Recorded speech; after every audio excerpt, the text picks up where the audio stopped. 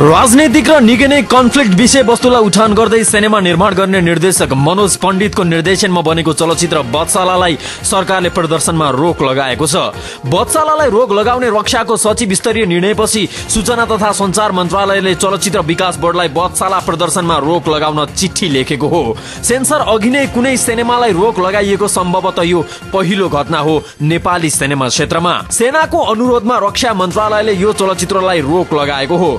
सशस्त्र द्वन्द्वकालमा तत्कालीन शाही नेपाली सेनाले विद्रोही माओवादीलाई दिएको यातना फिल्मको मुख्य विषयवस्तु हो। बत्साला भित्र सेनाले लगाएको पोसाक सम्बन्धित निकायसँग स्वीकृति नै नलिई छायाङ्कन गरिएकोले चलचित्र प्रदर्शनमा रोक लगाउने निर्णय गरिएको रक्षा मन्त्रालयले जनाएको छ। तर बत्साला निर्देशक मनोज पण्डितले भने द्वन्द्व स्वाभाविक रहेकाले नेपाली सिनेमा नाचगान गर्ने मात्र होइन, कुनै विषयवस्तुलाई उठान गर्दै देशका समस्यालाई देखाउने हो। आफूले नबुझेको बताउँदै अब यो द्वन्द्व आफ्नो सिनेमा बत्सालाको मात्र नभई सम्पूर्ण नेपाली सिनेमाको भविष्य यो द्वन्द्वले निर्क्युल गर्ने बताउँछन्। केही नाचगान र के उसका बीचमा मात्रै नेपाली सिनेमा सीमित भइराख्ने या चाहिँ नेपाली सिनेमाले नेपालको समाजको प्रतिनिधित्व गर्ने, समाजका मुद्दाहरूलाई उठाएर जनमानसमा बहसमा ल्याएर एउटा उत्कृष्ट मनोविज्ञान क्रिएट गर्नतर्फ लाग्ने। हामी समस्या समाधान गर्नलाई यो राष्ट्रलाई जवाफदेही बनाउने कि नबनाउने अथवा समाजलाई चाहिँ हामी आफ्ना मुद्दाहरू आफ्नो आत्मसमीक्षा गर्नलाई चाहिँ बाध्य गराउने कि नगराउने भन्ने कन्टेक्स्टमा चाहिँ हामीले हाम्रो नेपाली सिनेमाको भविष्य के हो भन्ने कुरा चाहिँ यो अहिलेको यो जुन द्वन्द्व छ, यो जुन यसलाई विवाद, यसलाई चर्चा भन्दा नि यो द्वन्द्व छ, यो द्वन्द्वले निर्धारण गरोस् भन्ने चाहन्छु। म मेरो फिल्म बत्साला चाहिँ मात्रै बत्सालालाई यो अवरोध आएको र बत्साला मात्रै चलोस् भन्ने होइन। भोलिका दिनमा चाहिँ नेपाली सिनेमाहरूले चाहिँ आफ्ना राष्ट्रिय मुद्दाहरूमा, सामाजिक मुद्दाहरूमा कुरा धेरै उठाउनेवाला छन्।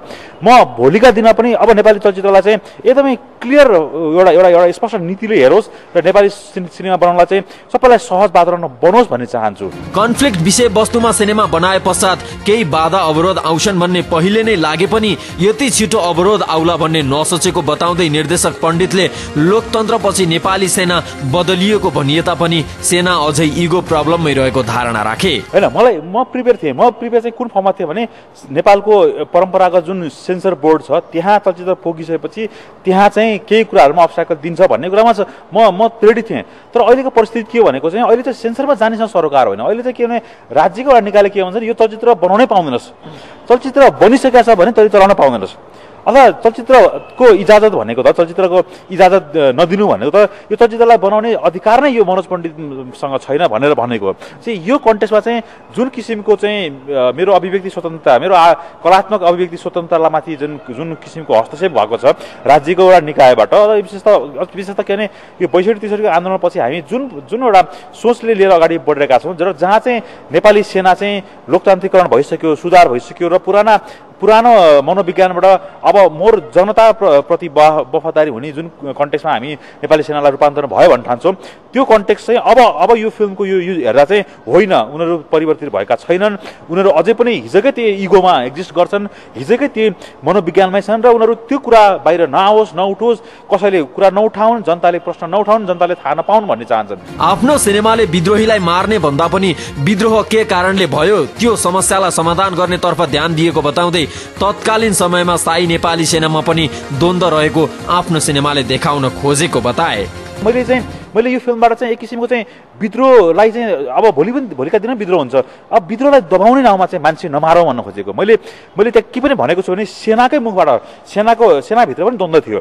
त्यो बेलाको शाही नेपाली सेनामा सबै खराब थियो भन्ने होइन, त्यहाँ पनि एउटा पाटो के थियो भने होइन, हामीले चाहिँ यसरी मान्छे मार्नु हुँदैन, हामीले निर्दोष मान्छे मार्ने, निहत्या मान्छे मार्ने हामीसँग अधिकार छैन, उनीहरूलाई यातना दिने अधिकार छैन भनेर त्यहाँ एडभोकेट गरिरहेछ। त्यो द्वन्द्व छ कथा यो फिल्म बाहिर आइसकेपछि त सेनाभित्रको हिजोको त्यो बेलामा चाहिँ एउटा यस्तो विचारधारा पनि एक्जिस्ट गर्थ्यो जसले चाहिँ मानवीय संवेदनालाई सम्मान गर्थ्यो भन्ने पनि देखाएको छ।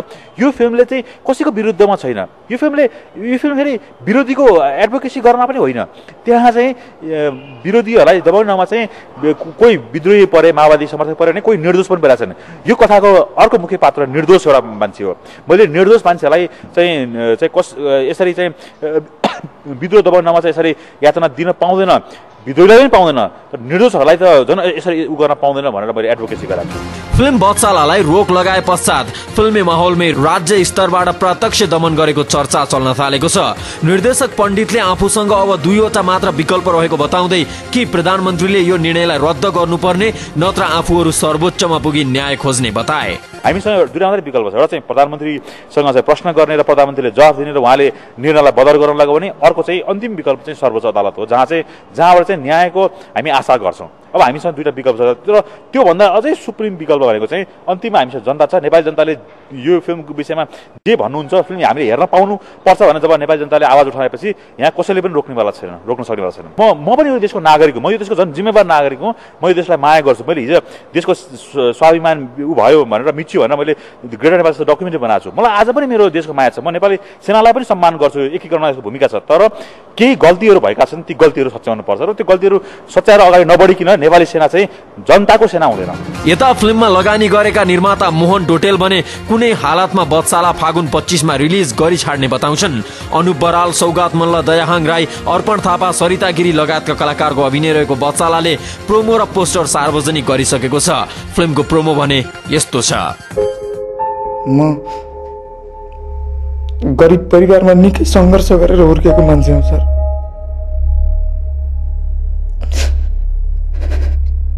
परिवारको लागि 2 चाक जोड्दै समय बित्छ, कसरी सङ्गठनमा लाग्नु।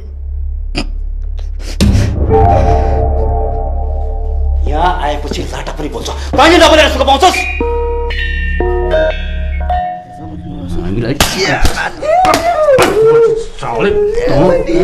तेरो भगवानलाई पनि थाहा छैन।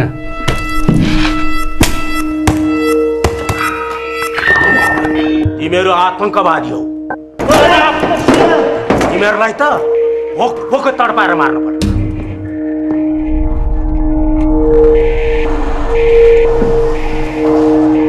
यहाँबाट बाहिर गएपछि बाटोमा मलाई भेटिस् भने मार्छस् होला होइन? तपाईँप्रति कुनै रिसराग छैन सर। मैले मान्छे मार्न सिकेको छैन। क्रान्तिको नाममा गरेको अत्याचार मैले देखेको छु।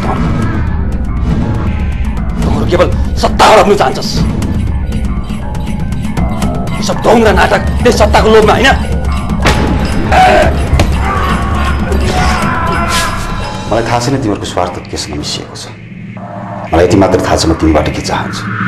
कसलाई मार्ने, कसलाई बेपत्ता गर्ने, यो सब तपाईँहरूकै हातमा छ। मलाई थाहा छ। हेर्नुहोस्, तर एउटा कुरामा तपाईँ केही स्पष्ट हुनुहोस् भने म तपाईँको शाही सत्तासँग जुट्दिनँ।